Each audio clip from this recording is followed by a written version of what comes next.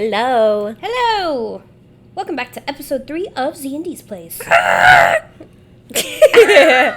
apologize to those of you listening, and you could not see the face I was making, but just know. She was very excited. I was. That's all that matters. Yay! Okay, episode 3. Tell me what the topic is, Delaney. We're going to be talking about... Drum roll! Dating in your 20s. Yay! Woo! Boo! It fucking sucks.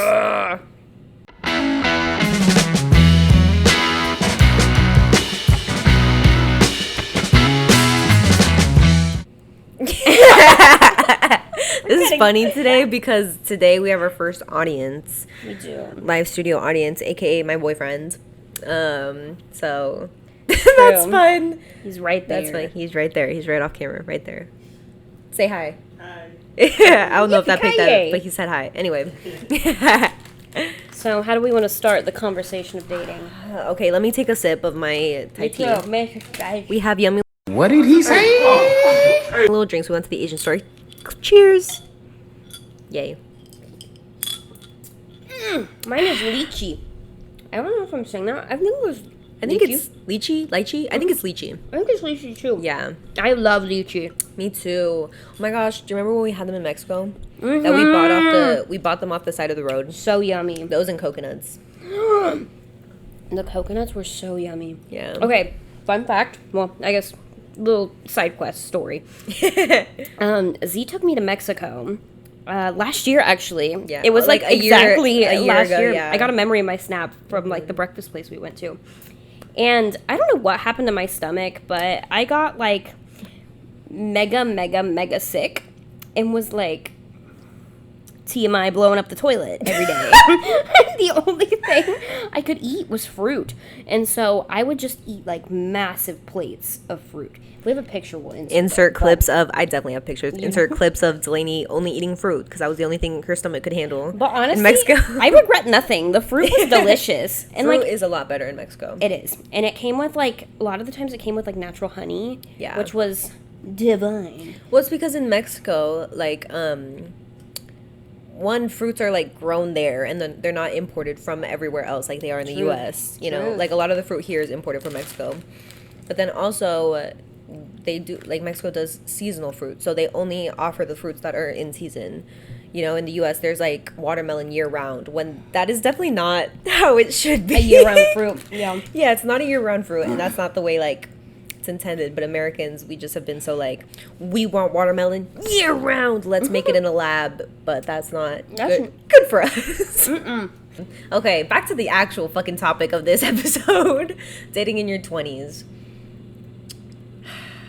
I mean, we're only like so far into our 20s. I'm 22. Yeah, we're both 22. 22. I don't know why I just said Yeah, it. you're turning 23 this year though. I am turning 23. So like we have limited experience obviously within like this Yeah. realm, but I feel like a lot of shit has happened within our dating lives. Yeah. Within this like small time frame. Mhm. How do we So I guess they could be like dating in college, dating in the 2020s. You know, dating in the 2020s. because, Yes, bitch. you know, like with dating apps, technology, COVID. Yeah, dating during COVID. Which, funny fact, we both got boyfriends during lockdown, like during We did. pandemic lockdown. We did. Which, And then we both broke up with said boyfriends at the same time. That sounded so evil. Okay, so how do we start? I don't know. Let's start with saying like maybe relationship status. Oh, I am very single. I have been single for how many years now? 2.5 years, maybe. 2.5 years, I think. Maybe. Yeah, I think 2.5 years. I've been pretty single. I've been in and out of like flings and things and like weird interactions with people. But yeah, my last long-term relationship was about 2 to 3 years ago. And I think that I've come to terms with being single and honestly kind of prefer it right now. Because earlier in college, like my freshman and sophomore year, I was in a relationship during that time. We broke up sophomore year, I believe, and I felt very, I don't know, just weird during that time because I'd never experienced college without dating someone. While you were in a relationship or after? What do you mean? You were saying you felt weird. I felt weird after I broke up. Okay. Because, like, I wasn't dating anyone. I was only used to ever dating someone during college. So it just felt like a weird experience to totally come out of that. Especially after COVID as well. Yeah. To have, like, your person, but then, like, that no longer is there. Which was really hard to adjust to. I will say, the breakup was, like, very warranted, and I wasn't really sad about it. But, yeah, I just felt weird. And then I think I've recently come to terms with being single because I finally kind of found myself and found that I really love being alone. Yeah. And I really love, like, my own time. Yeah. So I don't know. Which I think is a very beautiful, admirable thing to discover. Because, you know, when you aren't comfortable being alone, I think that's when you end up in not the healthiest situations. Yeah, in very, like, toxic situations where you're just trying to get in a relationship with someone just to be in a relationship. Yeah, and then your standards are, like... That's another thing. know. My standards have freaking skyrocketed. For at least people that, like, I want to, like, actually... Recently.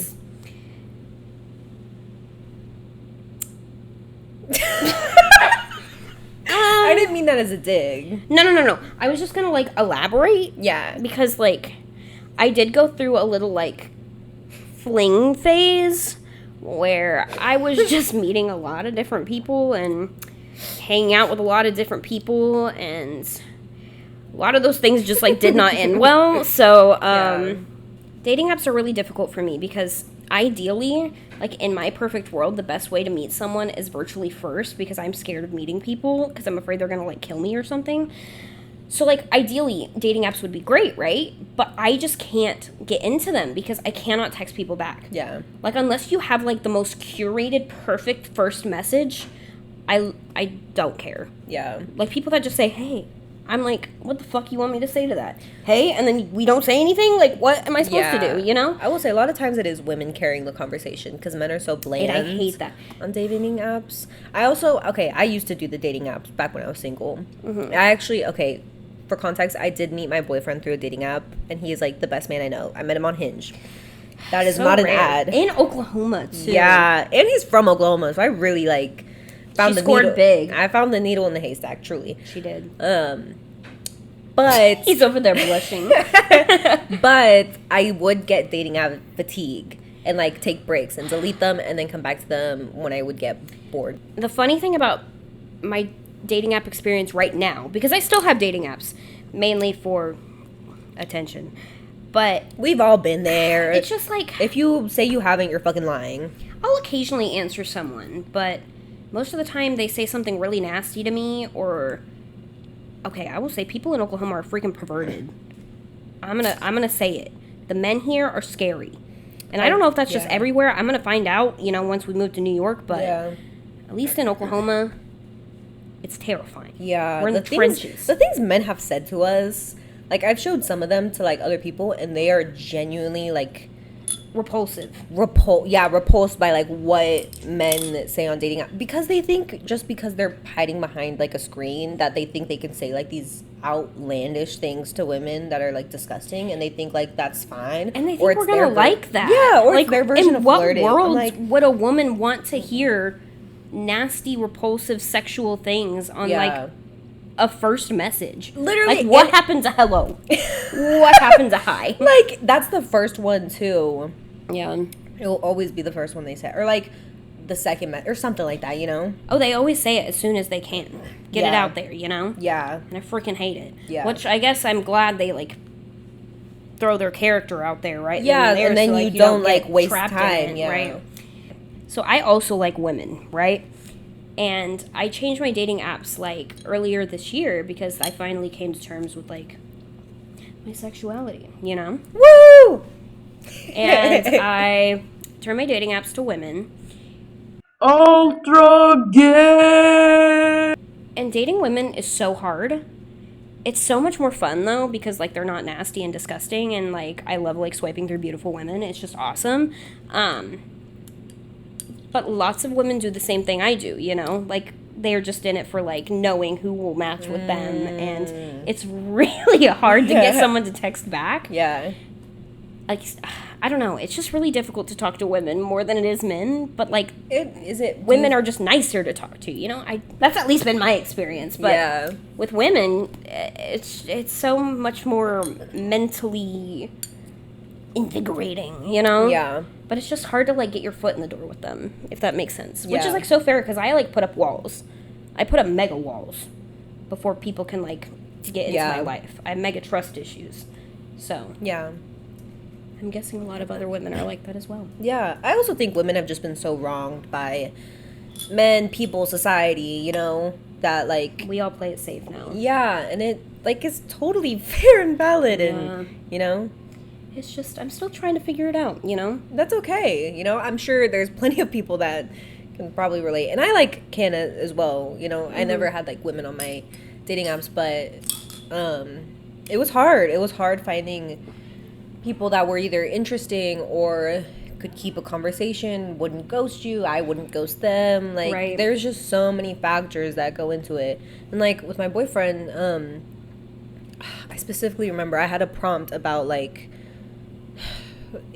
on Hinge you can like have prompts, and it was like way to fall in love with me ... and I put reading books with me so then we can talk about them together, right? I love reading books, and that wasn't something I always wanted in a relationship and like yearned for, and I like never had. And then he like responded to that and was like, oh, I'd be like a book club, and then we started talking about that. And then I will say, when you find like the right person, conversation kind of just flows, and like everything is so easy. You know what's right. Yeah, and then I was in Texas at the time, and we talked for like 2 months while I was there for the summer, and then I came back, and then we had our first date. So we like talked for 2 months, so we like kind of knew each other, but then we like met in person, and like that same energy, like it was so easy. It wasn't different. And it was like the best, easiest first date I've been on, and like I don't know. It just, when you find the right like, you know, because there's no like, it shouldn't be like debilitating to get through. Yeah, it's not debilitating to get through. There's no game. Like, it's just two people that click. That's so true. Like, it's the same with friendships, you know? Yeah. Yeah. I guess I just fully don't know what it feels like to click with someone, which is okay, you know? Like, I haven't experienced that yet because, I don't know. That is okay. And like, I remember back when I was single, and I would go on dates, and like that click didn't happen, and I would like try to fabricate it, make it work. Yeah, you know? But it like never did. Yeah. And then I remember thinking, like, I was like, oh, like the way I clicked with Delaney, I just want that, but like in a romantic way. That is so true. That's now what I think. I'm like, I just need another version of you. Yeah. This one right here, guys. It's a good egg. Which we joke that my boyfriend is the male version of you.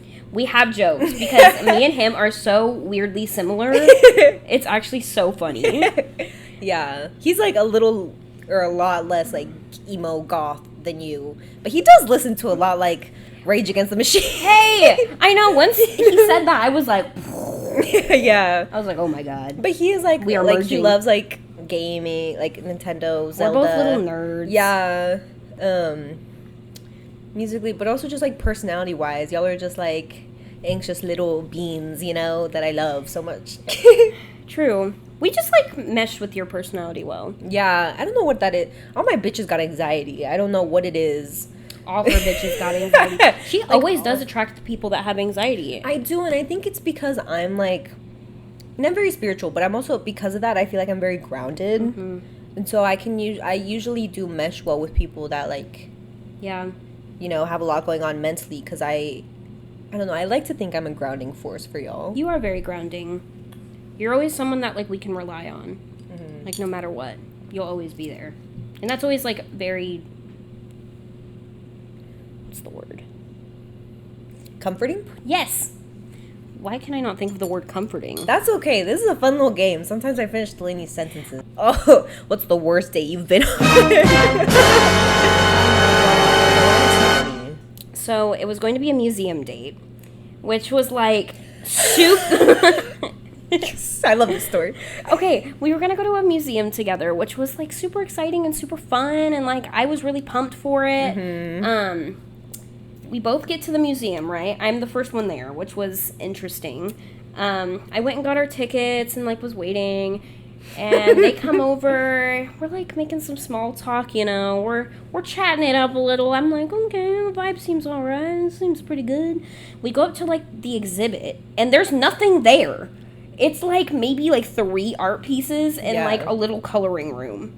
And we were like, you know what I'm talking about. Yes. But should we say, we can say the place. Yeah.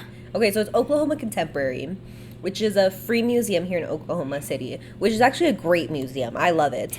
But the thing is, sometimes they're like between exhibits, which is just when Delaney happened to go, so there like wasn't a lot of things up. No, there was like barely anything. And at least like there was this one piece that was like a video piece that was about like auditory disabilities and like what it's like to be deaf and stuff like that. Yeah. And I thought that was really fascinating. And I was like trying to talk to them about it, and they just like didn't respond with anything Of substance. Yeah, and I was just like, what the fuck, this is Yeah. weird. And so we like walked through the exhibit in like 15 minutes. I'm not even kidding. Like, it was really short. And then they were like, oh, well, do you want to like go get coffee or something? We can like walk down to a cafe.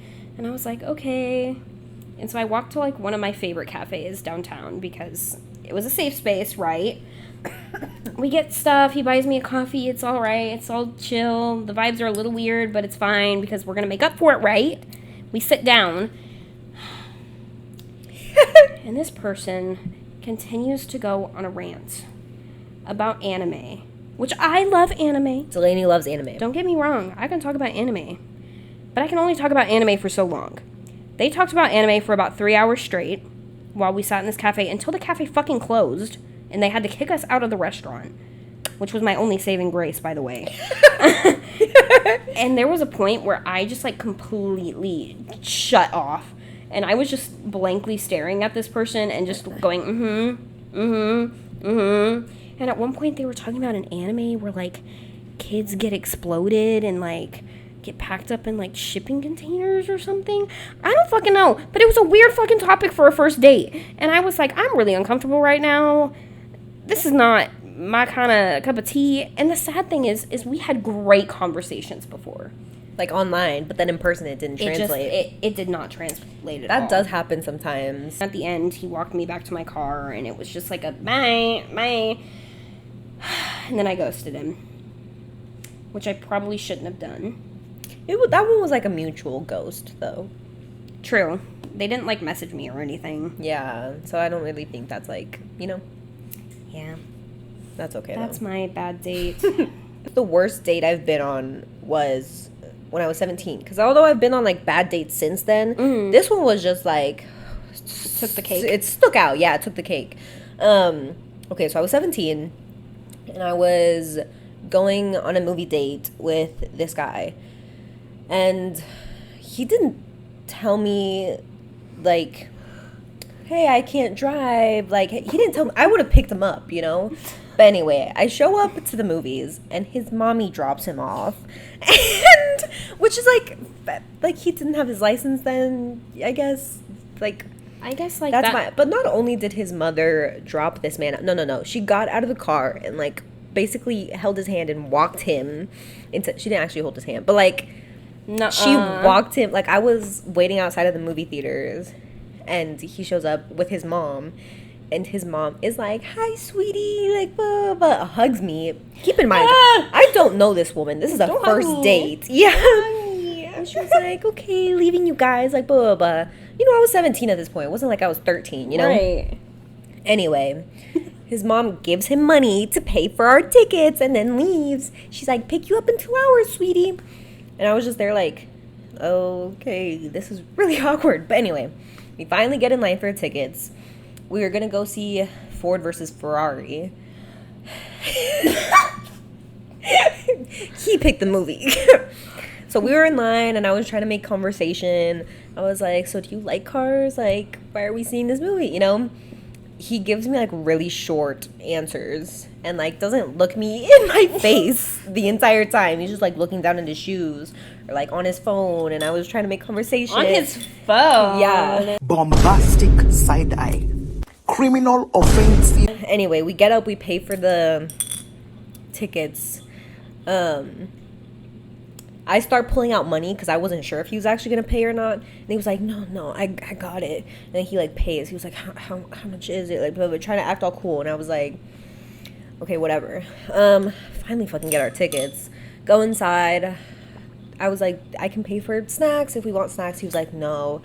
I'm on the rowing team. I don't like to eat past 8 p.m. I gotta get up for training. Sugar in my body won't help me out, you know? Which, like, I get it. If you don't want a snack, you don't want a snack. Yeah, but he just be gave like, me- oh, I'm not really hungry right now. He but started like, talking about the science of why he would not eat sugar past 8 p.m. And I was just like, oh, okay. that is awkward.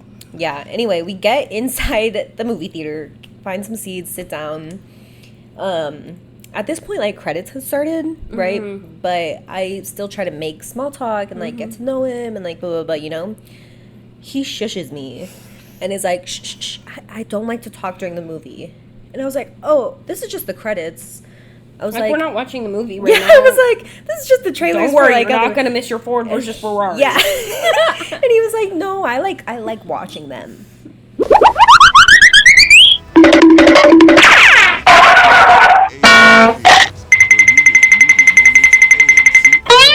We make it. Oh no, what was it? Was like, I was about to say we make it through the movie. No, we don't. It's like 3/4 of the way through the movie, and then I just feel this arm like creeping. I'm gonna reenact it for those watching. If you're not watching, I will also voice what I'm doing anyway. So I just like feel this arm around, and it like comes around, and then he grabs my head and like pulls me onto his shoulder. And I was just there like, okay, I guess. And then like, but then he doesn't like he does like one of these. And then I'm just there like, Bro was trying to be Chad. Yeah, but anyway, movie, we finally make it through the movie. This was the longest movie of my life. Oh my goodness. And then I was like, oh, do you want to get boba afterwards? Because the movie was like in a like Little mall. shopping center. Yeah, like shopping center mall type thing. And one of my favorite boba places was in the shopping center. And he was like, oh, well, actually, like, my mom's here. And I was like, oh, okay. So then we, like, walk. His mom is right there, right outside of the doors getting out of this theater. And I was like, oh, hello. Hello. And then, yeah, she picks him up and takes him. And then I went and got boba by myself.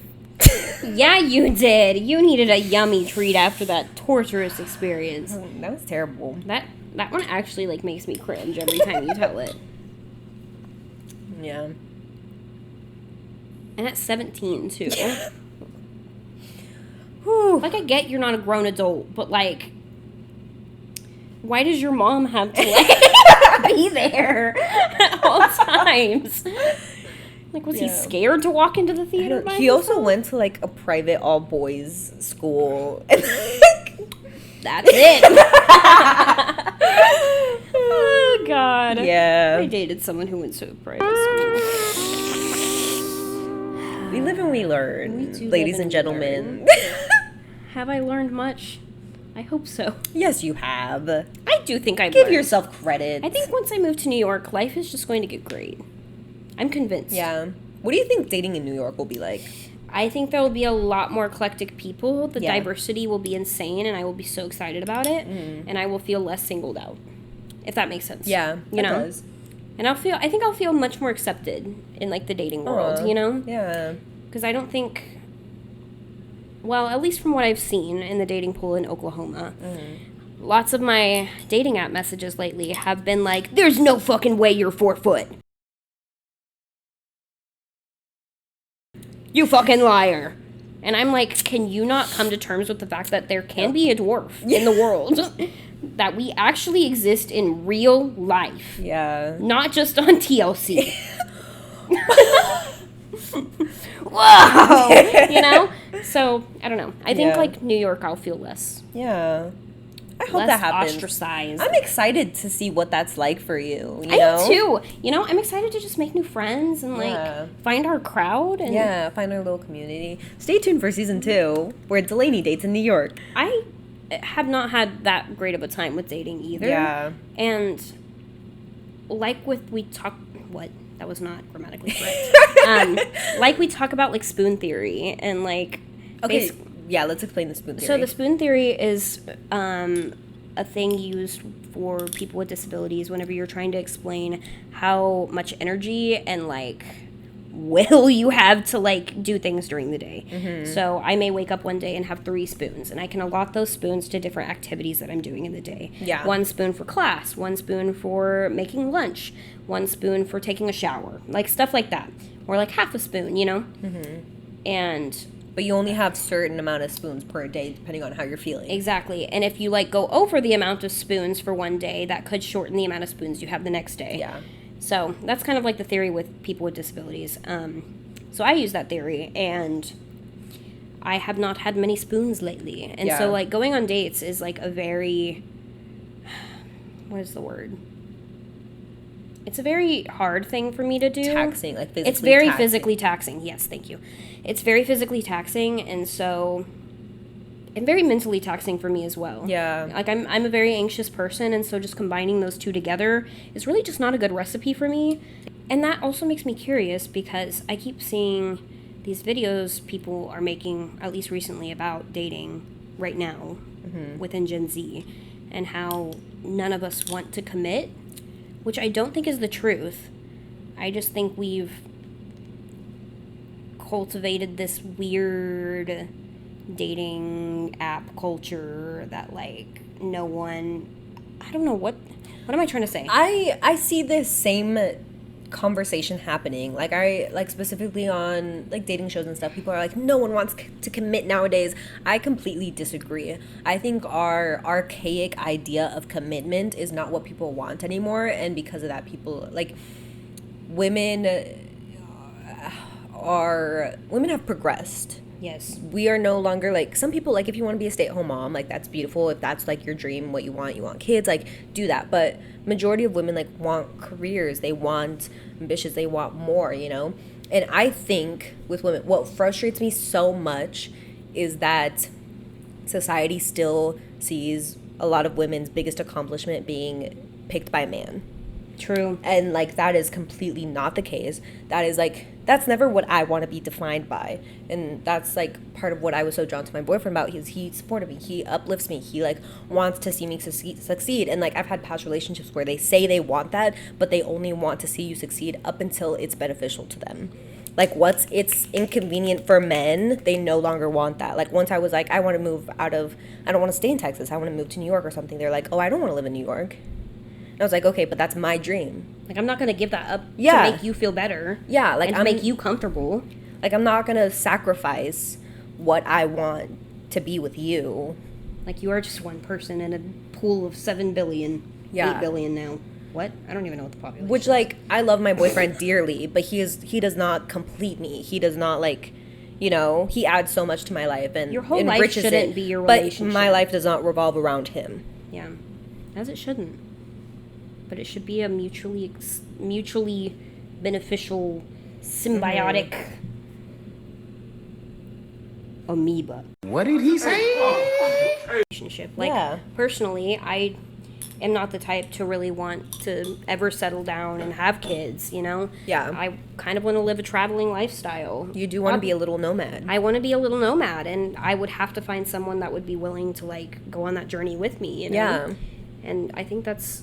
Like, it's not that I don't want to commit. It's just that, like, I have very specific goals in my life that I would like to reach. And, like, a partner, if they stop me from doing that, I'm not going to want to be with them, you know? Yeah.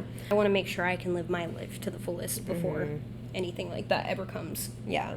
That's the thing. I want to, like, make sure I never have any regrets. You get one chance at this. And, like, even if you believe in other worlds or spirituality, or, like, if you believe your soul goes somewhere else after it, if you believe you have another life, you're reincarnated, this is still your one chance at this life. So why wouldn't you want to live it how you want to live it, you know, whether that be never get married, never have kids, know your worth. Don't get with someone just because they're the most available. Also, don't feel like you have to go on dates because everyone else is going on dates. Freaking true. Like, if you don't want to go on dates, don't go on dates. If you don't want to date around, don't date around. Like, if you don't want to, don't do it. I will say there's a huge, like, thing in college where you feel the need to like always be out there and always be like talking to someone because like, you're gonna be left out if you're not. But like I come to senior year and I'm like, fuck that. Yeah, or these are supposed to be your fun years. Yes. Your party years, your like fooling around with everyone and anyone years. That is so fucking bullshit. You don't have to be doing that. Me and Z personally, we don't really like to party. So true. And that's okay. If you don't like those kind of things, that is fine. Because you know what? If it doesn't fulfill you, you shouldn't do it. Exactly. Like I'm a huge introvert. If you you will never catch me at a party, but if you do, I will be on a couch sitting somewhere in a chair in the corner with my little drink in my hand, like going, look at these messy ass bitches. We love people watching. We do love people watching. That's what we do. We went to like one frat party. Oh my god, it smelled like a bitch's butthole in there.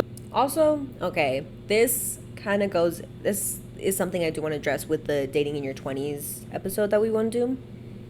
And we said if you don't want to date and like you have no interest in that, like that's okay, because like I wasn't a huge fan of like the dating process, But also, if you are aromantic or asexual and you feel like again, like you have to do these things because your friends are doing it or society is telling you like you should be like experimenting and like blah blah blah, all this shit, bullshit. Like, do what you know feels right. Do what feels right to you. Yeah, you should focus your energy on things that fill your cup every single day. Yeah. Things that make you happy truly and things that you will always love. I don't know. If you are someone who would rather stay home, eat some popcorn, and watch a movie by yourself instead of going on a date, that is okay.